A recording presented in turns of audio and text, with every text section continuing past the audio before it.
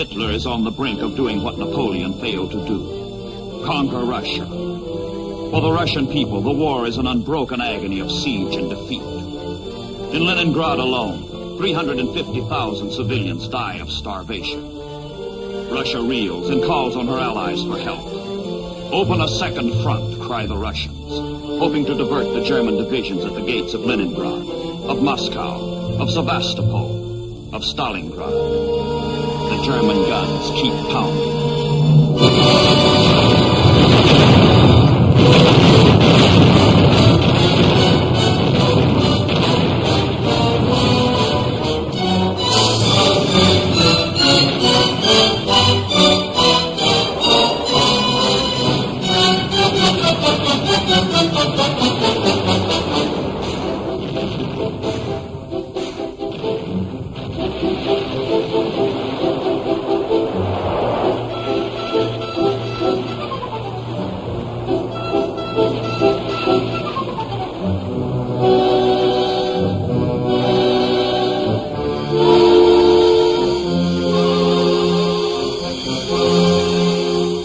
Washington, the Russian appeal comes in a black hour. Everywhere there is victory for the Axis. Nowhere can the democracies do more than hold their own. Action, bold, decisive action, can no longer be delayed. Roosevelt and Churchill must strike. But where? How? The statesmen of democracy ponder the issues and decide. Invasion, a second front. The orders go out to America, to England. The transatlantic planning begins. Target, top secret. In England, General Eisenhower, newly appointed American commander for Europe, directs the overall strategy. The United States has been at war only a few months, and her means as yet are limited. The Marines on Guadalcanal need all they can get. But the pressure of events is inexorable. The Allies cannot wait, and time will not wait.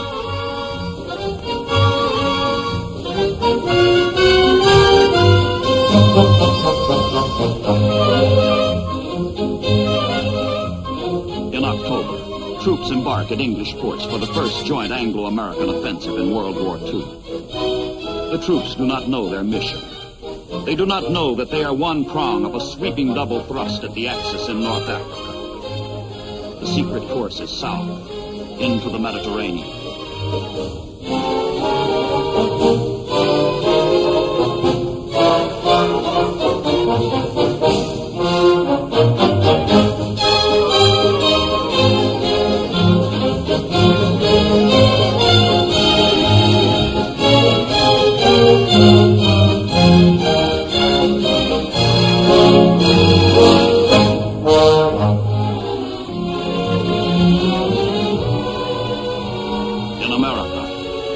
Of the assault is hurriedly forged at East Coast forts, where untried and untested troops, fresh from civilian life, are brought together for the greatest amphibious operation yet attempted.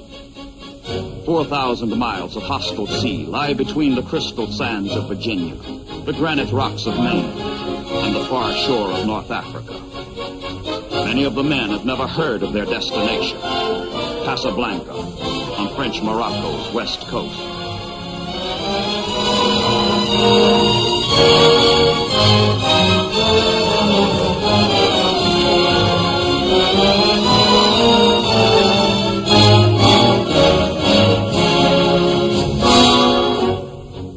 Most of the troops have never been to sea before, and half the young sailors of the convoy are sailing the ocean for the first time. The Allies hope to trump some Axis tricks in a bold move which skeptics call premature. The chances of success are rated no better than 50-50.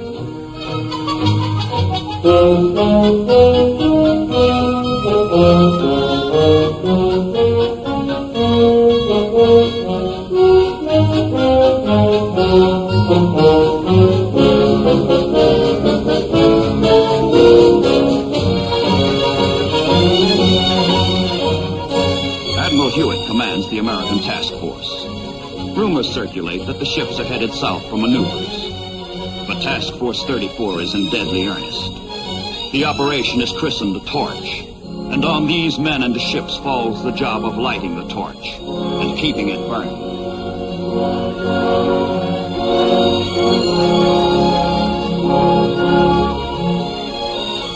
From America, from England, 650 ships and the 2 convoys plod their precarious way, converging slowly on the whole northwest corner of Africa, moving jointly toward the target. Zigzagging past the submarine packs by day, steaming straight by night, the ships make the longest voyage ever ventured by an amphibious force. Get the soldiers across the vast and perilous sea safely. Land them on the barren and uncertain beaches safely. That is the sailor's job.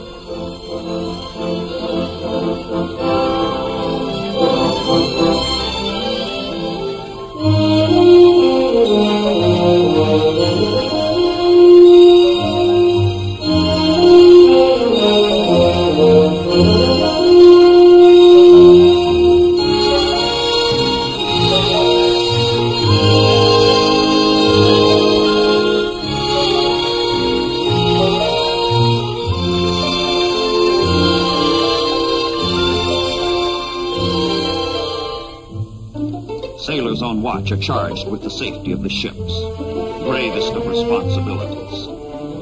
But in the transports, the troops have little to do except relax, fool around, wait, and try to forget what is ahead.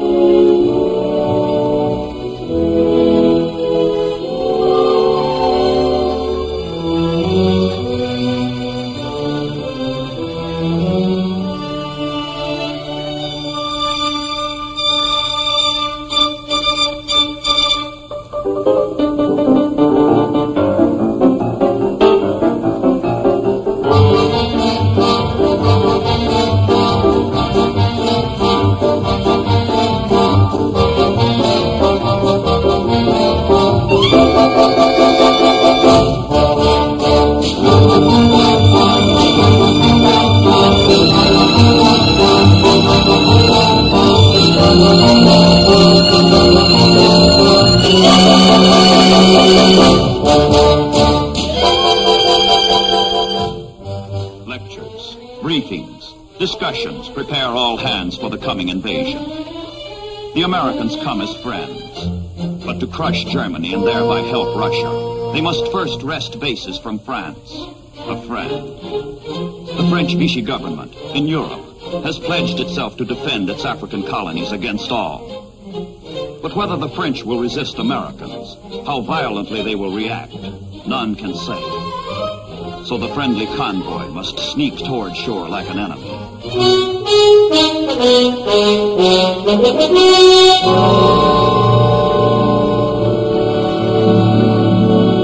Now the convoy lies off the coast of High Barbary. Beyond lies Africa. President Roosevelt announces the landings to the French by radio and asks their help. Then General Eisenhower urges the French to turn their searchlights skyward as a token of welcome. All hands hope and pray there will be no resistance.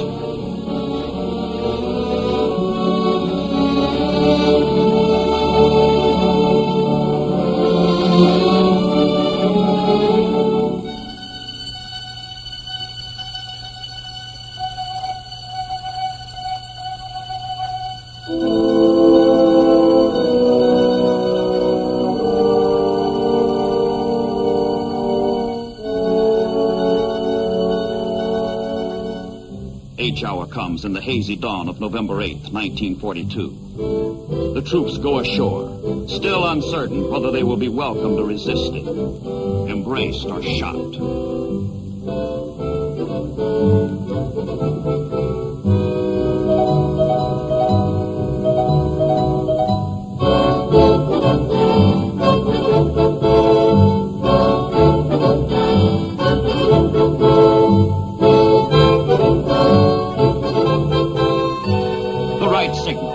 No resistance. But the searchlights are deceptive. The lights are hostile, not friendly. The French are confused. They have not heard the Allied broadcasts, and military leaders loyal to the Vichy government decide to fight.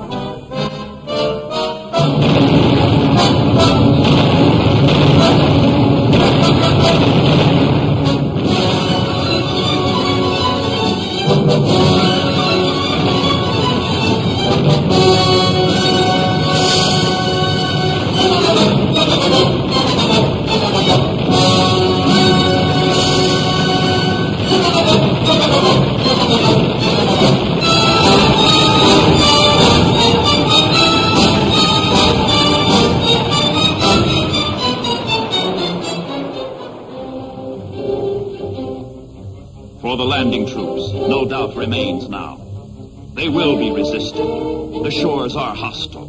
The French are fighting. But the assault proceeds as planned, and the troops head for shore on either side of Casablanca, the target.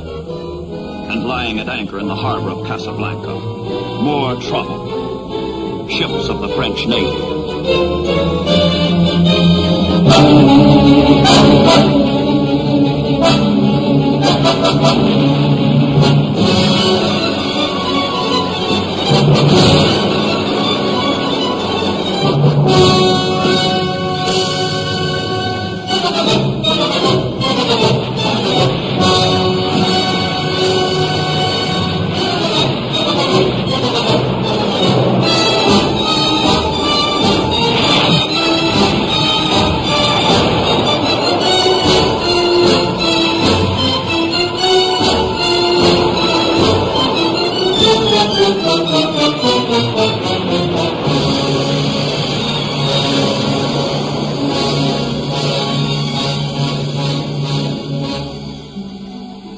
Casablanca continues for 3 bitter days before the Vichy French surrender, and the Free French and their American allies take over.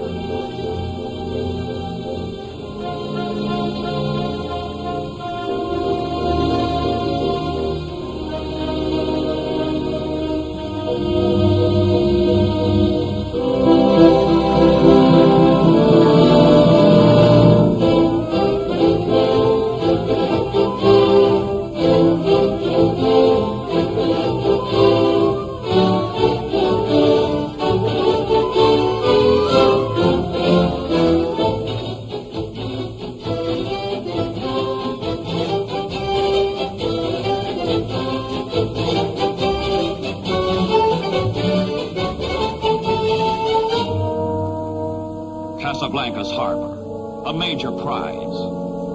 But the victory is not without sorrow. Americans and French who have fallen fighting one another are buried side by side.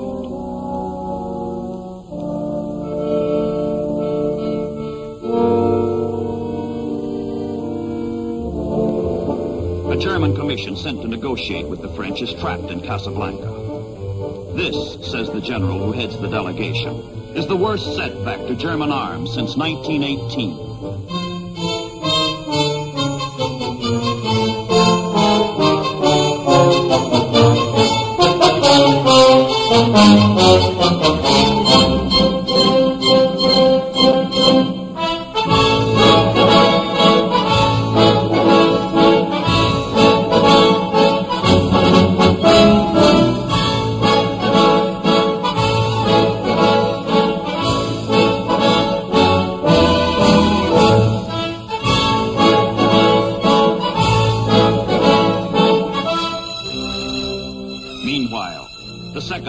Convoy slips through the Straits of Gibraltar and steams eastward for Oran and Algiers. In Oran, there are vital airfields and an important road network. Algiers is the economic, political, and military center of the entire area. If the convoy can survive the Mediterranean gauntlet of submarines and bombers, all of Northwest Africa will fall into Allied hands in one swift stroke.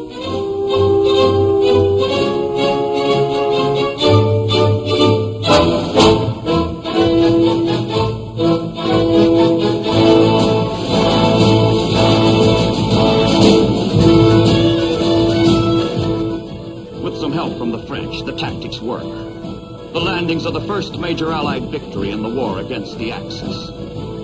3 days after the first troops touch the beaches, French North Africa is a fighting ally. The French themselves are now free to join the march against the common enemy.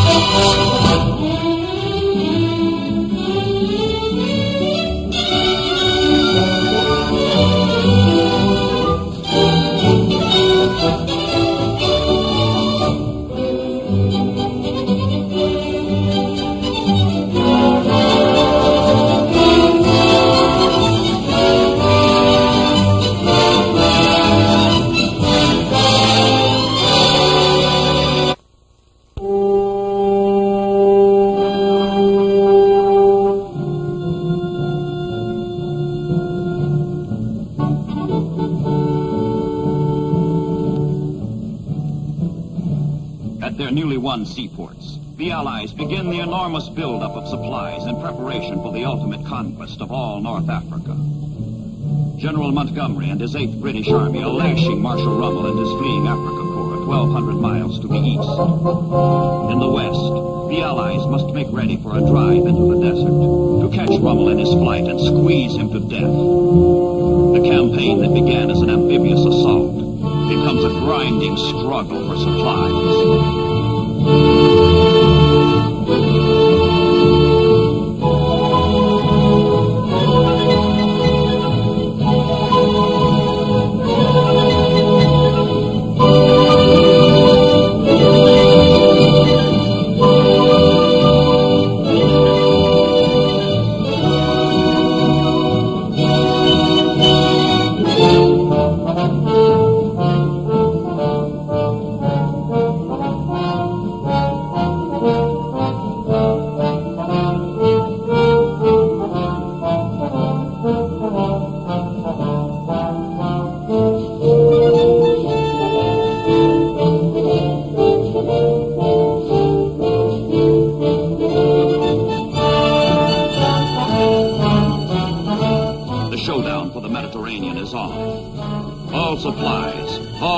Soldiers must be brought in by ship.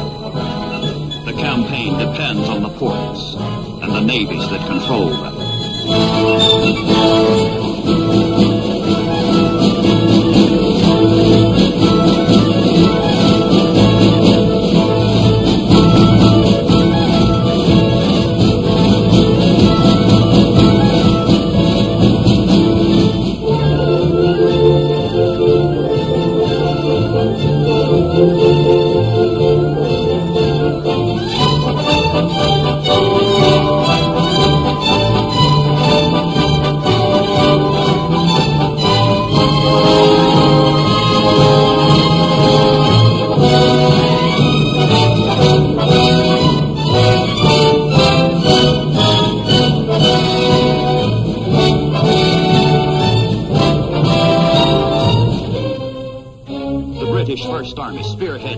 Toward Tunis and Bizerta, key ports in Rommel's rear.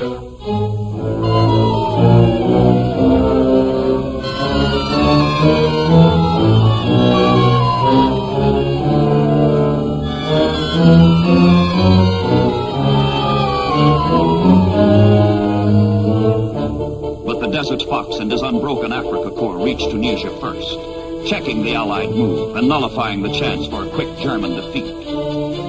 Rommel's dream of taking Suez is shattered, but the Nazis still have a firm grip on North Africa. They will not let go.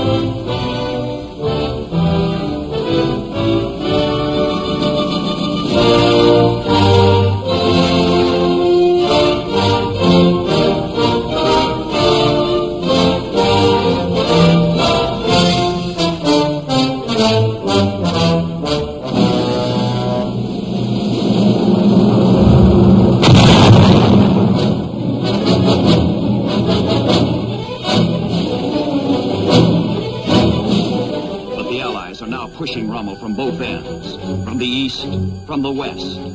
And they keep pushing him, and pounding him, and pushing him.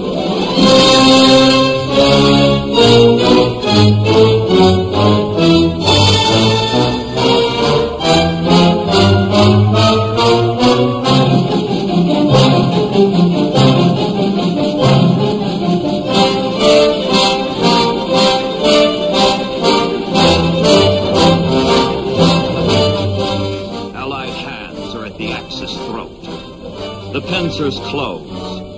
The sands run out for Rommel.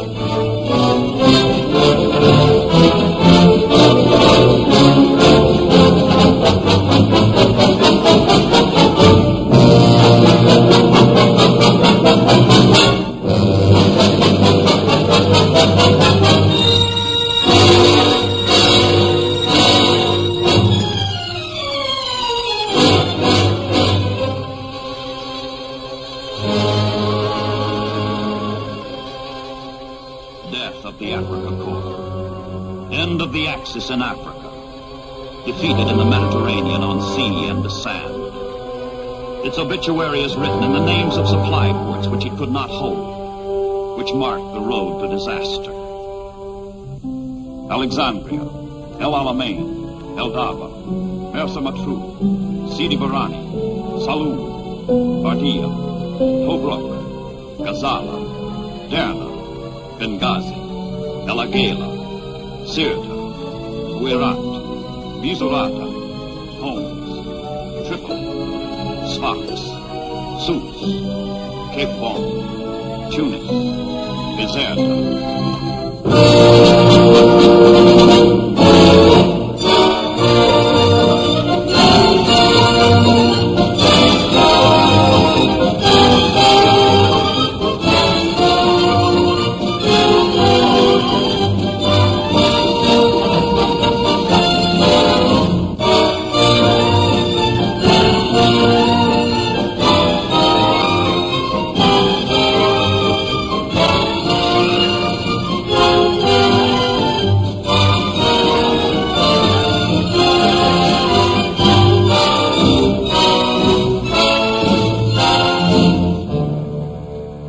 250,000 Axis prisoners.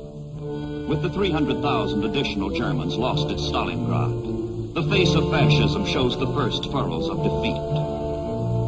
It is not yet the beginning of the end, but it is the end of the beginning.